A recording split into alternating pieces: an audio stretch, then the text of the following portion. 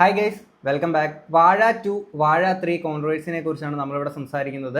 ആദ്യം തന്നെ വാഴ 3 ഇറങ്ങാൻ പോകുന്നതിനെ തുടർന്നിട്ട് കുറേ ആൾക്കാർക്ക് ഇങ്ങനെ കുരു പൊട്ടി നിൽക്കുകയാണ്. മെയിൽ ഷോവനിസത്തിൻ്റെ അങ്ങേ പീക്ക് ലെവലിൽ നിൽക്കുന്ന കുറേ ആൾക്കാരെ നമുക്കിവിടെ കാണാൻ സാധിക്കും. ഇനി അത് കഴിഞ്ഞിട്ട് വാഴ 2-നകത്തിലെ ബിജുകുട്ടൻ ചേട്ടൻ്റെ ആ ഒരു സീൻ എടുത്ത് മാറ്റണം എന്നൊക്കെ പറഞ്ഞിട്ടുള്ള അടുത്തൊരു കുറച്ച് കോമഡി സംഭവമാണ്. ഈ ആയുർവേദ ടീംസൊക്കെ വന്നിട്ടുള്ള സംഭവമാണ്. അതിലോട്ട് നമുക്ക് വരാം. എന്താണെങ്കിലും ആദ്യം തന്നെ വിപിൻ ദാസ്, റൈറ്റർ ആയിട്ടുള്ള വിപിൻ ദാസ്, അദ്ദേഹം ഈ ഒരു സിനിമ വാഴ 3 അനൗൺസ് ചെയ്തതിനെ പറ്റിയിട്ടുള്ള കാര്യം പറയുന്നുണ്ടായിരുന്നു. ക്യൂസ്റ്റുഡിക്ക് കൊടുത്തിരിക്കുന്ന ഒരു ഇന്റർവ്യൂവിൽ പറയുന്ന കാര്യം ജസ്റ്റ് നമുക്കൊന്ന് കേൾക്കാം. വാഴ 3 എന്താ വാഴ 3 എന്താ കഥയായിട്ടും അന്നുമില്ല ഇന്നുമില്ല. അത് ഐഡിയ ആയിട്ടുള്ളത് നമ്മൾ ആരുടെ കഥ ഇനി പറയണം, ഇത് എന്തൊക്കെ ഇനി അഡ്രസ് ചെയ്യണം എന്നുള്ളതിനനുസരിച്ച് വാഴ 3. അപ്പൊ എനിക്കിപ്പോ തോന്നിയത് ബോയ്സ് നമ്മൾ കുറെ ഇനി ബോയ്സിനടുത്ത് വീണ്ടും പറയാൻ പോയാൽ അത് പിന്നെയും അവരെ ഗ്ലോറിഫൈ ചെയ്യുന്നില്ലാവും. അപ്പൊ അതുകൊണ്ട് വാഴ 3 എനിക്ക് ഇപ്പോഴും ഒരു ജെൻസി അല്ലെങ്കിൽ ഒരു 90s മുതലുള്ള കിഡ്സിന്റെ ഗേൾസിന്റെ കഥ പറയണം എന്നുള്ളതാണ് എൻ്റെ ഒരു ആഗ്രഹം. അപ്പം ആ സ്ത്രീകളുടെ എല്ലാ ലൈഫിലൂടെയും കയറി പോകുന്ന കണ്ടന്റ് വെച്ചിട്ടുള്ള സിനിമയായിരിക്കാം. വാഴ 3 സ്ത്രീയാണ് സ്ത്രീ വാഴ സ്ത്രീ എന്ന് പറയാല്ലേ. ബയോപിക് ഓഫ് ബില്യൺ ഗേൾസ് ഈ വാഴ 3 ബയോപിക് ഓഫ് ബില്യൺ ഗേൾസ് ആണ്. അപ്പം ഈ ഗേൾസിന്റെ കഥ അറിയാൻ താല്പര്യമില്ല എന്ന് പറഞ്ഞുകൊണ്ട് കുറച്ച് ആൾക്കാർ കമന്റ് ബോക്സ് വന്നിട്ടുണ്ടായിരുന്നു. അപ്പോൾ ഇനി പെൺപടയുടെ വരവാണ്, വാഴ 3 വരുന്നു, അതും 1 ബില്യൺ പെൺകുട്ടികളുടെ ജീവചരിത്രവുമായി.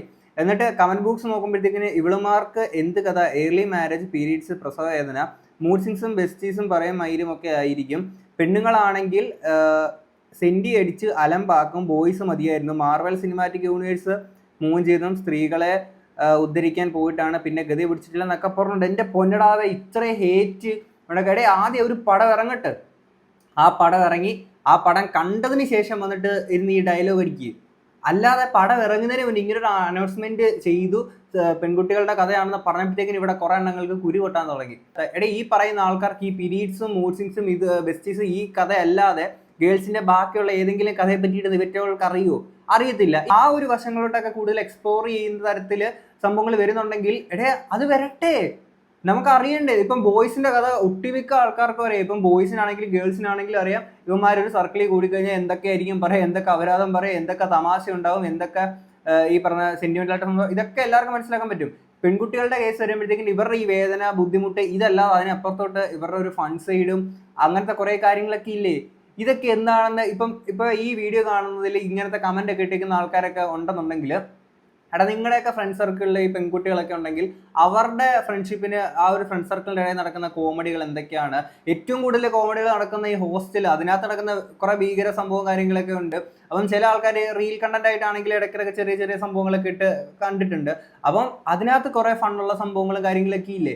ഇപ്പം അതെല്ലാം മാറ്റി വെച്ചിട്ട് ഇപ്പം വിപിൻ ദാസ് എന്ന് പറഞ്ഞ ഒരു റൈറ്ററിന്റെ ഒരു മികവ് തന്നെ നിങ്ങൾ നോക്കിയാൽ മതി. കാരണം വെച്ചാൽ ഒരു ഫ്രാഞ്ചൈസി എടുക്കുമ്പോൾ അതിന്റെ പാർട്ട് 1 കഴിഞ്ഞ് പാർട്ട് 2 എടുക്കുമ്പോൾ ഏറ്റവും വലിയ വെല്ലുവിളി എന്താണെന്ന് വെച്ച് കഴിഞ്ഞാൽ ആ പാർട്ട് 1ന്റെ അതേ സിമിലാരിറ്റീസ് അല്ലെങ്കിൽ അതേ സ്റ്റോറി ലൈൻ തന്നെ ഇങ്ങോട്ടേക്ക് വന്നു കഴിഞ്ഞാൽ ആ സെയിം ക്ലീഷ അടിച്ചിട്ട് അത് വർക്കൗട്ട് ആവാണ്ട് പോകും. പക്ഷെ ഇതിനകത്തിലെ ഒരു ഇതെന്താണെന്ന് വെച്ച് കഴിഞ്ഞാൽ ഈ പാർട്ട് 1ലെ അതേ ഒരു സ്റ്റോറി ലൈൻ, ഐ മീൻ ഈ അച്ഛൻ മകൻ ആ ഒരു ബന്ധത്തിന്റെ അങ്ങനത്തെ കുറച്ച് സാധനങ്ങളൊക്കെ ഇതേ പാർട്ട് 2ലും വാഴ 2ല് ഇട്ടിട്ടുണ്ട്. പക്ഷെ അത് നമുക്ക് എത്ര ഇപ്പം സിനിമകളുടെ കാര്യം പറയുമ്പോൾ ഈ പറയുന്ന ഇമോഷണൽ ബന്ധത്തിന്റെ അല്ലെങ്കിൽ ഈ പ്രണയം, ഈ സംഭവങ്ങളെല്ലാം എന്നും ക്ലീശ തന്നെയാണ് സിനിമകളിൽ അല്ലെ. പക്ഷെ അത് ഒരു പുതുതായിട്ടൊരു സിനിമ ഇറക്കുമ്പോൾ അത് നമുക്ക് ക്ലീശയാന്ന് തോന്നിപ്പിക്കാത്ത തരത്തിൽ ആളുകളിലോട്ട് പ്രസന്റ് ചെയ്യുന്നതിലാണ് ഒരു റൈറ്ററിന്റെയും ഡയറക്ടറിന്റെയും ആ ഒരു ഫുൾ ക്രൂവിന്റെ പരിപാടികൾ ഇരിക്കുന്നത് അല്ലെ. ആ ഒരു കാര്യത്തിൽ 100-101% വിജയിച്ചേക്കുന്ന സിനിമയാണ് വാഴ 2 എന്ന് പറയുന്നത് അല്ലെ. ഇപ്പോഴും ഓടിക്കൊണ്ടിരിക്കുന്നത് തിയേറ്ററുകളിൽ എത്ര 100-150 കോടി കടന്ന് ഇപ്പം പൊക്കോണ്ടിരിക്കുകയാണ്. ഇപ്പോൾ വാഴ 3 വരുമ്പോൾ ബില്യൺ ഗേൾസിന്റെ ഒരു സ്റ്റോറി പറയുമ്പോഴത്തേക്കിന് ഇവന്മാർ ഈ കമന്റ് ബോക്സിൽ പറഞ്ഞ പോലെ ഈ പീരീഡ്സ് അതെന്നൊക്കെ പറയുമ്പോൾ ഇത്ര പുച്ഛിക്കാൻ എന്തിരിക്കുന്നത്, അതെനിക്ക് മനസ്സിലാവാതെ. എന്നിട്ട് ഇപ്പം അങ്ങനെ ആ കാര്യങ്ങളെല്ലാം ഉൾപ്പെടുത്തിയിട്ടാണെങ്കിൽ അത് ക്ലീശ അടിപ്പിക്കുന്ന തരത്തിൽ നമ്മളോട് പ്രസന്റ് ചെയ്യുമ്പോഴല്ലേ അതിനകത്തുള്ളൊരു വിജയിക്കുന്നത്. അതിന്റെ ഏറ്റവും വലിയൊരു എക്സാമ്പിൾ ആണ് വാഴ. ഈ ഫ്രാഞ്ചൈസിലുള്ള വാഴ 1ലെ സെയിം സാധനമാണോ വാഴ 2ല് നമ്മൾ അങ്ങനെയാണോ പ്രസന്റ് ചെയ്തേക്കുന്നത്?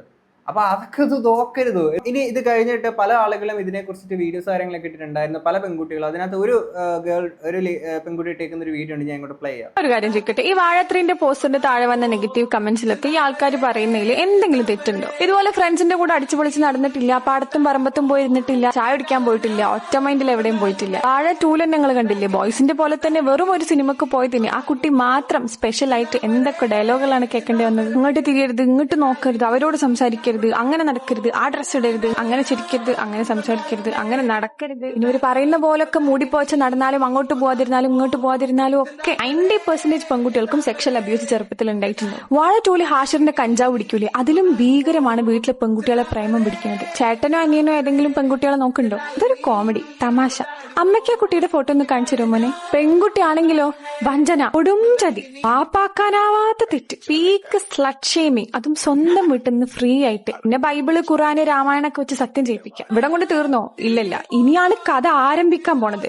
വാതിൽ തുറന്നിടണം, മുറ്റത്തേക്ക് ഇറങ്ങാൻ പാടില്ല, ഫോണില്ല, ഫ്രണ്ട്സിനെ വിളിക്കുകയാണെങ്കിൽ ലൗഡ് സ്പീക്കറിൽ ഇടണം. കാരണം നശിച്ചു പോയി, ഇനി പറഞ്ഞിട്ട് കാര്യമില്ല. പഠിക്കാൻ പോകുന്നവര് പഠിക്കാൻ മാത്രം പോകണം. സാറ്റർഡേ സൺഡേ ഒക്കെ വീട്ടിൽ നിന്ന് പഠിക്കണം. എന്താ ചായ കുടിക്കാൻ എന്തിനാ പോണ്? ചായ എന്താ വീട്ടിലില്ലേ? ഫ്രണ്ട്സിന്റെ ഒപ്പം എന്തിനാ പുറത്ത് പോകണം? ആരുടെ ഒപ്പം പോകണം? എങ്ങനെ പോകണം? എപ്പോഴാ പോകണം? എന്തിനാ ഇപ്പൊ ഫ്രണ്ട്സിന്റെ ഒപ്പം പോകണം? അവരെ വീട്ടിൽ വിളിച്ചൂടെ? എന്നിട്ട് രാവിലെ മുതൽ വൈകുന്നേരം വരെ ഇതിന്റെ ഉള്ളിൽ അങ്ങോട്ട് ഇരുന്നൂടെ? അവരെ വർത്താനം കേട്ടാൽ നമുക്ക് തോന്നും വൻ പഠിപ്പിക്കൽ ടീംസാണ്. പക്ഷെ 95% പെൺകുട്ടികളെയും വരെ വീട്ടിൽ നിന്ന് പുറത്തിറക്കാതെ പഠിപ്പിച്ച് ജോലി ആവുന്നതിന്റെ മുന്നേ അങ്ങ് കെട്ടിച്ചു എന്ന് വെച്ചാൽ ഓണർഷിപ്പ് അങ്ങോട്ട് കൈമാറും, തീർന്നു. സ്വന്തം ഫ്രണ്ട്സിനെ ഒന്ന് കാണാനോ, ഒരു ഗെറ്റ് ടുഗദറിന് പോവാനോ, ഒരു ട്രിപ്പ് പോവാനോ, ഒരു സിനിമക്ക് പോവാനോ ഒന്നും പറ്റാണ്ട് കുട്ടികളെ പ്രസവിച്ച് നോക്കി ബാക്കിയുള്ളവരെ ഇഷ്ടത്തിനനുസരിച്ച് ജീവിച്ച് ജീവിതം തീർക്കുന്ന കുറെ പെണ്ണുങ്ങൾ. ഇവര് പറയുന്നൊക്കെ ശരിയല്ലേ? ഈ ബോറ് കഥയൊക്കെ സിനിമ ആക്കിയ ആർക്കായാലും ഉറക്കം വരും. പിന്നെ ഈ ഒരു ജീവിത സാഹചര്യം ഞങ്ങൾ ജനിച്ചപ്പോൾ ഇങ്ങോട്ട് തന്നെ കിട്ടിയതല്ല, കാലങ്ങളായിട്ട് നിങ്ങൾ ഉണ്ടാക്കി തന്നാണ്. നിങ്ങളെന്ന് വെച്ചാല് both men and women who support patriarchy. ഇവര് നമ്മളെ മനുഷ്യന്മാരായി കാണാൻ തുടങ്ങിയത് ഈ അടുത്താണ്.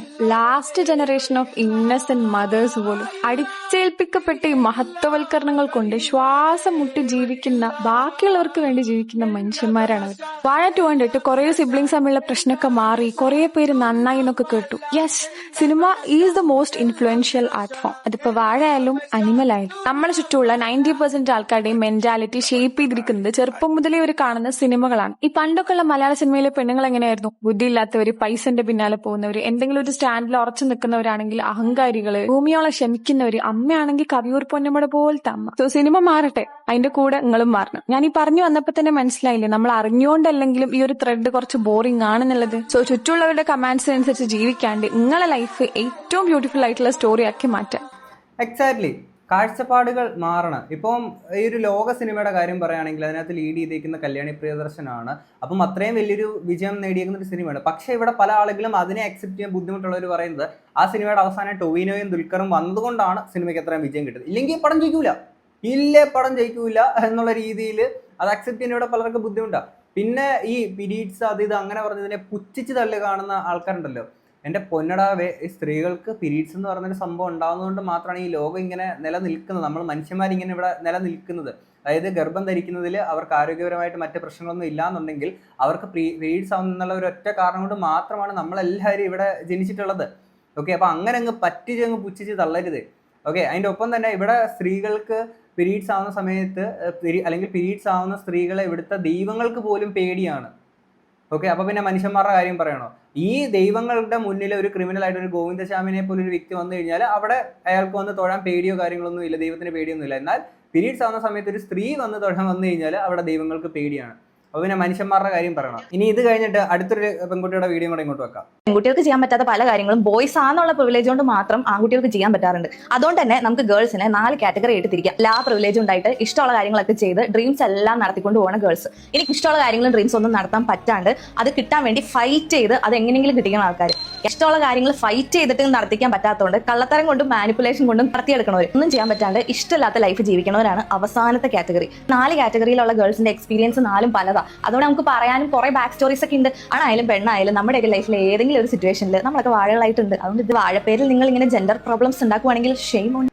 അതെ, അത് മാത്രമല്ല ഇപ്പം വാഴ 3 ഇറങ്ങാൻ പോകുന്നതിൻ്റെ പേരിലുള്ള പ്രശ്നങ്ങളാണ് ഇത് വാഴ 2-നകത്ത് ഇപ്പം ഇത്രയും ആർട്ടിസ്റ്റുകൾ, ഹാഷിർ ആൻഡ് ടീംസ് ഇവർ ഉൾപ്പെടെയുള്ള ഇത്രയും പുതുമുഖങ്ങളെ വെച്ചുകൊണ്ട് ഇത്രയും വലിയൊരു വിജയം ഈ ഒരു സിനിമയ്ക്ക് നേടുക എന്ന് പറഞ്ഞാൽ എത്ര അടിപൊളിയായിട്ടൊരു കാര്യമാണ്. നമ്മുടെ ഇൻഡസ്ട്രിയുടെ തന്നെ എത്ര അഭിമാനിക്കാൻ പറ്റുന്നൊരു കാര്യമാണ് അല്ലേ. അതായത് ഒന്ന് ആലോചിച്ച് നോക്കുക, നമ്മുടെ ഇവിടുത്തെ ഇനി ഒരുപാട് വർഷങ്ങൾ കഴിഞ്ഞിട്ട് ഇനി ഹാഷിർ ആൻഡ് ടീംസിൻ്റെ ഒക്കെ ചരിത്രങ്ങൾ മറ്റു വീഡിയോസ് ആയിട്ടൊക്കെ വരുന്ന സമയത്തേക്ക് അന്ന് വെറും ഇൻസ്റ്റഗ്രാമിലൂടെ റീൽസ് ക്രിയേറ്റേഴ്സ് ആയിട്ട് മാത്രം ഉണ്ടായിരുന്ന കുറച്ച് പയ്യന്മാർ വന്ന് ഒരു സിനിമയിൽ അഭിനയിക്കുന്നു, വന്ന് തൂക്കി, സിനിമ അന്യ ലെവലിൽ തൂക്കി എന്നൊക്കെ പറഞ്ഞാൽ നമുക്ക് അഭിമാനമുള്ളൊരു കാര്യം തന്നെ. കാര്യം ഇങ്ങനെയുള്ളപ്പോഴത്തേക്കിന് കുറച്ച് സംഭവങ്ങൾ, കുറെ പോസ്റ്റ് കാര്യങ്ങൾ കണ്ടിട്ടുണ്ട്. അതിൽ ഒരു സാധനം മാത്രം ഇങ്ങോട്ട് വെക്കാം. മമ്മൂട്ടി ഹാഷിർ എന്നൊക്കെ പറഞ്ഞുകൊണ്ടൊരു കമ്പാരിസൺ നടത്തിക്കൊണ്ടുള്ളൊരു സംഭവം കാര്യങ്ങളൊക്കെയാണ്. ഇതൊക്കെ നിങ്ങൾക്ക് ഇവരോടുള്ള ആ ഒരു ഇഷ്ടം കൊണ്ടായിരിക്കാം നിങ്ങൾ ചെയ്യുന്നുണ്ടാവുക. എന്നാൽ ഇതിനകത്ത് കമന്റ് ബോക്സിലൊക്കെ അൺവാണ്ടഡ് ആയിട്ട് ഹാഷർ ടീംസിന് കുറെ നെഗറ്റീവ് കാര്യങ്ങളൊക്കെ പോകുന്ന കുറെ സംഭവങ്ങളൊക്കെ നമുക്ക് കാണാൻ സാധിക്കും. അപ്പൊ ഇങ്ങനത്തെ കുറെ സംഭവങ്ങൾ വെച്ചിട്ട് കണ്ടോ മെഗാസ്റ്റാറിന് അത് കണ്ടോ ഹാച്ചർ അത് എന്നൊക്കെ പറഞ്ഞിട്ട് ഇങ്ങനെ സാധനം വരുമ്പോൾ കുറെ ആൾക്കാരുടെ ഒരു മൈൻഡ് സെറ്റിൽ ഇവരോട് അവരൊന്നും ചെയ്തില്ലെങ്കിൽ കൂടി കുറെ നെഗറ്റീവ് നിങ്ങൾ അറിഞ്ഞു അറിയാതെ നിങ്ങൾ തന്നെ ഇട്ട് കൊടുക്കുക എന്നുള്ളത് മനസ്സിലാക്കുക. പിന്നെ മലയാളികളുടെ ഒരു കുഴപ്പമുണ്ട്, വാനോളം ഉയർത്തി കഴിഞ്ഞിട്ട് ലാസ്റ്റ് പിടിച്ച് താഴെ ഇടുന്നൊരു പരിപാടി ഉള്ളതാണ് കുറെ ആൾക്കാർക്ക്. ആ ഒരു രീതിയിലോട്ട് ഇവരെങ്കിലും നിങ്ങൾ വെറുതെ വിടുക എന്നുള്ളത് മാത്രമേ എനിക്ക് പറയാനുള്ളൂ. ഇനി വാഴ 2 സീനുണ്ട്, നിങ്ങൾ പടം കാണാത്ത ആൾക്കാരാണെങ്കിൽ മുന്നോട്ട് കാണാൻ നിൽക്കേണ്ട ഒരു സ്പോയിലറാണ്. ഇപ്പം ഇവിടുന്ന് നിങ്ങൾ സ്കിപ്പ് ചെയ്തു. ഓക്കെ, സംഭവം പറയാൻ പോവാണ്. നമ്മുടെ ബിജുക്കുട്ടൻ ചേട്ടൻ മരിക്കുന്ന ഒരു സീന് കാര്യങ്ങളൊക്കെ ഉണ്ടല്ലോ, അരിഷ്ടമൊക്കെ കുടിച്ചിട്ട് മരിക്കുന്ന പോലത്തെ ഒരു സംഭവമായിട്ടാണ് അതിനകത്ത് ഇങ്ങനെ കാണിക്കുന്നത്. അപ്പം ഇതിനകത്ത് ആയുർവേദക്കാരൊക്കെ ഇതിനെതിരെ പ്രതികരിച്ചുകൊണ്ട് ഇതിനകത്ത് സിനിമയ്ക്കകത്ത് ഇതൊക്കെ റിമൂവ് ചെയ്ത് പറഞ്ഞുകൊണ്ടൊക്കെ വന്നിട്ടുണ്ട്. നമുക്ക് വാഴ 2 സിനിമയ്ക്കെതിരെ പ്രതിഷേധവുമായി ആയുർവേദ മെഡിക്കൽ അസോസിയേഷൻ സംസ്ഥാന കമ്മിറ്റി. വാഴ 2 സിനിമയിലെ ആയുർവേദ മരുന്ന് കഴിച്ച് അസുഖബാധിതനാകുന്ന രംഗത്തിനെതിരെയാണ് പ്രതിഷേധം ഉയർന്നത്. സിനിമയിൽ നിന്നും നീക്കണമെന്നാണ് ആവശ്യം, അല്ലെങ്കിൽ നിയമ നടപടിയാണെന്ന് അസോസിയേഷൻ പറയുന്നു. സരീഷ് വി കെ ചേരുന്നു. സരീഷ്, എന്താണ് ആ സീൻ? ഞാൻ സിനിമ കണ്ടിട്ടില്ല. അതിനകത്ത് ഈ ആയുർവേദ മരുന്ന് കഴിച്ചാൽ അസുഖമുണ്ടാകുന്നു എന്ന മട്ടിലാണോ ചിത്രീകരിച്ചിരിക്കുന്നത്? അതാണോ പ്രതിഷേധത്തിന് കാരണം? സിനിമയിലെ ഒരു പ്രധാന കഥാപാത്രം അദ്ദേഹം തുടർച്ചയായി അരിഷ്ടം കഴിക്കുന്നുണ്ട്. ആ അരിഷ്ടം കഴിക്കുന്നു, തുടർക്കാലത്തോളം അരിഷ്ടം കഴിക്കുന്നു. അതിനുശേഷം അദ്ദേഹത്തിന്റെ മകനും ഈ അരിഷ്ടം നൽകുന്നു. പിന്നീട് കാണിക്കുന്നത് അദ്ദേഹം പിന്നീട് രോഗാവസ്ഥയിലേക്ക് എത്തുന്നു. അത് ലിവർ സിറോസിസ് ആണ് എന്ന് കണ്ടെത്തുന്നു. അദ്ദേഹം മദ്യപിക്കാറില്ല. ആ ലിവർ സിറോസിന് കാരണമായത് ഈ തുടർച്ചയായി അരിഷ്ടം കഴിച്ചതാണ് എന്ന രീതിയിലുള്ള ഒരു സീനായിരുന്നു ആ സിനിമയിൽ ഉണ്ടായിരുന്നത്. ഇതിനെതിരെയാണ് ഇപ്പോൾ ആയുർവേദ മെഡിക്കൽ അസോസിയേഷൻ തന്നെ രംഗത്തെത്തിയിരിക്കുന്നത്. ഇത്തരത്തിലുള്ള പ്രചരണം നടക്കുമ്പോൾ അത് ആളുകളിൽ തെറ്റിദ്ധാരണ ഉണ്ടാക്കും. നിലവിൽ തന്നെ വലിയ പ്രതിഷേധം അല്ലെങ്കിൽ വലിയ രീതിയിലുള്ള വ്യാഖ്യാനങ്ങൾ ഈ സിനിമയുമായി ബന്ധപ്പെട്ട് ഉണ്ടായിട്ടുണ്ട്. അപ്പോൾ അത് കൂടുതൽ ആളുകൾ കാണുന്നതിനനുസരിച്ച് ആയുർവേദത്തോട് മുഖം തിരിക്കുന്ന ഒരു സാഹചര്യം ഉണ്ടാകും. അതോടൊപ്പം തന്നെ ആളുകളിൽ തെറ്റിദ്ധാരണ ഉണ്ടാകും. അതുകൊണ്ട് ഈ സീൻ നീക്കണം എന്നുള്ളതാണ് ഇവരുടെ ആവശ്യം. ആദ്യഘട്ടത്തിൽ ഈ സിനിമ അണിയറ പ്രവർത്തകരുമായി നേരിട്ട് സംസാരിക്കുകയും ഇതുമായി ബന്ധപ്പെട്ട് സംസ്ഥാന നേതൃത്വം തന്നെ കത്ത് നൽകുകയും ചെയ്തിട്ടുണ്ട്. ഉടൻ തന്നെ ഈ സീൻ മാറ്റിയില്ലെങ്കിൽ നിയമ നടപടിയിലേക്ക് കടക്കും എന്നുള്ളതാണ് സംഘടന തന്നെ വ്യക്തമാക്കുന്നത്. എത്രയും വേഗം ഈ സീനുകൾ മാറ്റണം, അതിനുശേഷം റീടെലികാസ്റ്റ് ചെയ്യണം എന്നൊരു ആവശ്യമാണ് ഇവർ മുന്നോട്ട് വെക്കുന്നത്. ഇപ്പോഴും ആയുർവേദ അസോസിയേഷൻ എന്തിനാണ് ഇങ്ങനെ ചെയ്യുന്നത് എനിക്ക് മനസ്സിലാകുന്നില്ല. കാരണം ആയുർവേദ മരുന്നാണെങ്കിൽ അധികമായ അമൃതും വിഷം എന്നാണ്. ആയുർവേദ മരുന്ന് അമിതമായിട്ട് സ്ഥിരമായിട്ട് കഴിച്ചുകൊണ്ടിരുന്നതുകൊണ്ടാണ് അയാൾക്ക് രോഗം വന്നതെന്നാണ് സിനിമയിൽ കാണിച്ചിരിക്കുന്നതാണല്ലോ പറഞ്ഞതെന്ന് മനസ്സിലാകുന്നത്. അപ്പോൾ അത് വെച്ചിട്ട് പിന്നെ അമൃതന്റെ വിഷയമാണെങ്കിൽ ഈ മരുന്ന് കൂടുതലായിട്ട് കഴിച്ച അസുഖം ഉണ്ടാകുന്ന പറയുന്നത് ആയുർവേദ അസോസിയേഷൻ ബുദ്ധിമുട്ട് എന്താണെന്ന് മനസ്സിലാകുന്നില്ല. എന്തായാലും അവരുടെ വിശദീകരണം കൂടെ നമുക്ക് വരുന്നത് കാത്തിരിക്കാം. കുറച്ചെങ്കിലും ബുദ്ധി ഉണ്ടായിരുന്നെ അവരെ നമുക്ക് മണ്ടബുദ്ധി എന്നെങ്കിലും വിളിക്കായിരുന്നു. ഇനി ഇവര് പ്രസ് മീറ്റ് എന്ന് പറയുന്നത് ബേസിക് ആയിട്ടുള്ള ആൾക്കാരിലേക്ക് ഒരു എത്തിക്കുക എന്നുള്ള ഒരു കോൺസെപ്റ്റ്. കാരണം അവിടെ ഒരു മറുപടി കൊടുക്കുക. ഈ ഒരു സീക്വൻസ് കാണുന്ന ഒരാൾ വിചാരിക്കുക എന്താ പറയുക, ഇത് കഴിച്ചു കഴിഞ്ഞാൽ ഇത് എന്താ പറയുക മദ്യത്തെക്കാട്ടും മോശമാണെന്നുള്ള രീതി. നമ്മളെ നാട്ടിൽ എത്ര പേര് നമ്മൾ തന്നെ ഒരു അരിഷ്ടം കൊടുക്കുന്ന എത്ര രോഗികളുണ്ട്. അവർക്ക് യാതൊന്നും സംഭവിക്കുന്നതായിട്ട് നമ്മൾ എവിടെയും കണ്ടിട്ടില്ല. കാരണം നമുക്ക് സ്വീകരിച്ചിട്ടുണ്ട്. അല്ല, അതിലൊരു കാര്യം കൂടെ കൂട്ടിച്ചേർക്കാണ്ട്, അതിൽ ആ പ്രസ്തുത സിനിമയിൽ ആ അരിഷ്ടം ഉപയോഗിക്കുന്ന വ്യക്തി ഏതെങ്കിലും ഒരു ഡോക്ടറുടെയോ അല്ലെങ്കിൽ ഒരു അങ്ങനത്തെ ഒരു പ്രിസ്ക്രിപ്ഷൻ മുഖാന്തരം ഉപയോഗിക്കുന്നതല്ല. ആളുടെ ഒരു സ്വന്തം ബോധ്യത്തിന്റെ അടിസ്ഥാനത്തിലൊക്കെ നേരത്തെ സൂചിപ്പിച്ച പോലെ ഷൈജു ഡോക്ടർ പറഞ്ഞു ആയുർവേദം അല്ലേ എന്ത് മരുന്നും ആർക്കും എങ്ങനെയും കഴിക്കാന്നുള്ള ഒരു തെറ്റിദ്ധാരണയുടെ പുറത്ത് കഴിക്കുന്ന രീതിയിലാണ് കാണിക്കുന്നത്. അത് അവിടെ നമ്മളൊന്ന് ശ്രദ്ധിക്കേണ്ട ഒരു കാര്യം, നമ്മുടെ അരിഷ്ടം കറക്റ്റ് ഡോസിൽ ഓരോ അസുഖത്തിനും ഇന്ന കണ്ടീഷനിൽ ഇത്ര ഡോസിൽ ഇത്ര ദിവസത്തേക്ക് എന്നുള്ള കൃത്യമായ ഒരു ചട്ടക്കൂടിലാണ് അരിഷ്ടങ്ങളൊക്കെ ഉപയോഗിക്കുക. ആയുർവേദ മരുന്നല്ലേ സൈഡ് എഫക്റ്റ് ഉണ്ടാവില്ല എന്ന് വിചാരിച്ചു കഴിഞ്ഞാലും നമ്മൾ ഏതൊരു സാധനവും ശരിയായ രീതിയിലല്ല ഉപയോഗിച്ചെങ്കിൽ ഇല്ല എഫക്റ്റ് നമ്മുടെ ശരീരത്തിൽ ഉണ്ടാക്കും. അത് ആളുകളൊന്ന് ശ്രദ്ധിക്കേണ്ട ഒരു വിഷയമാണ്. ആന്നേ, അമിതമായാൽ അമൃതം വിഷം എന്ന് പറയുന്ന പോലത്തെ സംഭവമാണ്. ഇപ്പൊ നിങ്ങൾ പറഞ്ഞ സിനിമയ്ക്കകത്ത് ഇങ്ങനെ കാണിച്ച പ്രിസ്ക്രിപ്ഷനോ കാര്യങ്ങളൊന്നും ഇല്ലാതെ അയാൾ കുടിക്കുകയാണോ അങ്ങനെ പറയുമ്പോഴത്തേക്കിന് എന്റെ പൊന്നിയേട്ടാ ഞാൻ ഒരു കാര്യം പറയട്ടെ. ഇവിടെ നമ്മുടെ കേരളത്തിലെ ഒട്ടുമിക്ക മലയാളികൾ ഇതുപോലെ പനി വരുമ്പോഴത്തേക്കിന് ഡോക്ടറിന്റെ പ്രിസ്ക്രിപ്ഷൻ ഒന്നും ഇല്ലാതെ തന്നെ ഈ പാരസെറ്റാമോൾ കഴിക്കുന്ന ഒരു ശീലം. അപ്പൊ ഇങ്ങനെ ഈ ഡോക്ടറൊന്നും പറയാതെ തന്നെ ഇങ്ങനെ കണ്ടിന്യൂസ് ആയിട്ട് ഇങ്ങനെ അമിതമായ അമൃത വിഷം എന്ന് പറയുന്ന പോലെ ഇത് കണ്ടിന്യൂസ് ആയിട്ട് ഇങ്ങനെ കഴിച്ച ഒരാള് ഇങ്ങനെ ഇല്ലാണ്ടാവുന്ന തരത്തിലുള്ളൊരു സംഭവം വന്നൊരു സിനിമയ്ക്കകത്ത് കാണിച്ചു കഴിഞ്ഞാൽ നേരെ ഈ പറയുന്ന പാരസെറ്റാമോൾ കമ്പനി ഈ സിനിമയ്ക്കെതിരെ പോവോടെ ഈ സീൻ ഇതിനകത്തൊന്ന് റിമൂവ് ചെയ്യണം. കണ്ടോ, പാരസെറ്റാമോൾ അങ്ങനെ കുഴപ്പമില്ല, ഇത് ഡോക്ടർ കൊടുക്കാതെ കൊടുത്തോണ്ടാണെന്നൊക്കെ പറയുമ്പോൾ ഇടേ സിനിമയല്ലേടേ, നിങ്ങൾ ചുമ്മാ ഇരിയടേ, ചുമ്മാ ചിരിപ്പിക്കാതെ. എന്താണെങ്കിലും ഇത്രയൊക്കെയാണ് ഇതുമായിട്ട് ബന്ധപ്പെട്ട് നടന്നേക്കുന്ന അല്ലെങ്കിൽ വാഴ 2 and 3 ആയിട്ട് ബന്ധപ്പെട്ട് നടന്നേക്കുന്ന കോൺട്രവേഴ്സി കാര്യങ്ങളൊക്കെ തന്നെ. അപ്പോൾ എന്താണെങ്കിലും ഇത്രയും ആയിട്ട് നിങ്ങൾക്ക് എന്താ തോന്നുന്നത് എന്നുള്ള തീർച്ചയായും കമന്റ് ബോക്സ് പറയാൻ നമുക്ക് അടുത്തൊരു വീഡിയോ ആണ്. അപ്പോൾ ശരി.